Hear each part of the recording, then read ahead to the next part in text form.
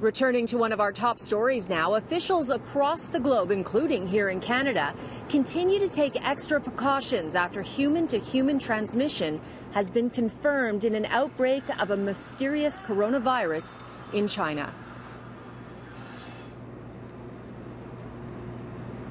And our business editor, Richard Southern from 680 News joins us now. And Richard, there is growing concern about that virus and the significant implications that it poses, not only for human life, but for business around the world. No question about it. What we saw this morning on the Shanghai stock market, Cynthia, was pharmaceutical stocks just going bananas. Many were up 10%, which is the daily maximum allowed on that particular market.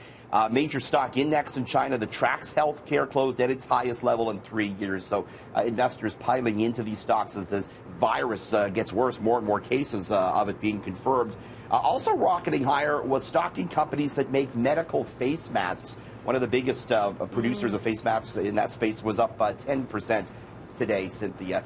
The chief medical officer for Canada has confirmed there are no cases here, but I know our Mark McAllister is looking at all the potential local implications. He's going to have more later in the show, but it makes you think back to like 03 and SARS and all that, doesn't it?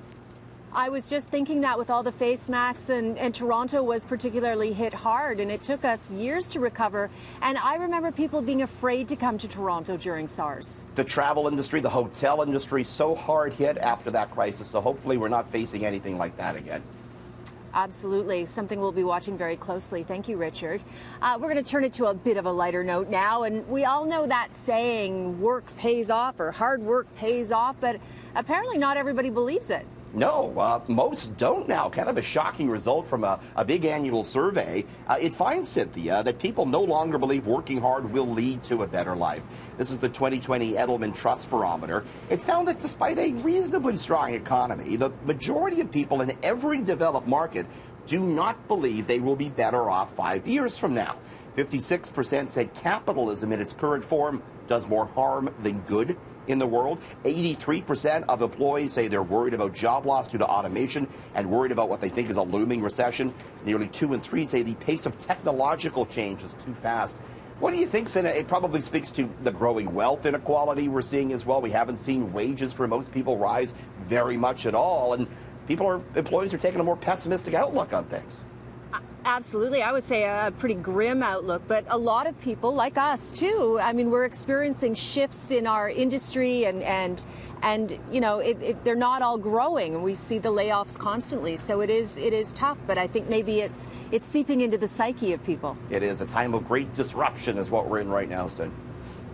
All right, let's turn to one area that's growing for sure, Amazon. And, you know, you're saying that it's going to have a new way to pay for products at its physical stores with a hands-on approach. And you know what? I didn't even know they had physical stores. Well, they have a few out in Seattle. They're called Amazon Go stores. But the idea here is that this technology could be licensed to any store that wants to use it. And what it is, Sin, is Amazon looking to turn your hand into a credit card. So they would link, your unique palm print would allow the machine to know exactly who you are, and it would connect to your payment service, your credit card service. So Amazon has patented now, they filed a patent for a biometric scanner at the checkout, whereby you just wave your palm and you will pay for your purchase. They've already, according to the Wall Street... it's coming one day, right? Oh, I know. I mean, you just know it. A new way to separate you from your money. Apparently, they've talked to Visa and some of the big U.S. banks about it. Of course, everyone concerned, though, about, you know, big tech having more personal information, in this case, your palm print.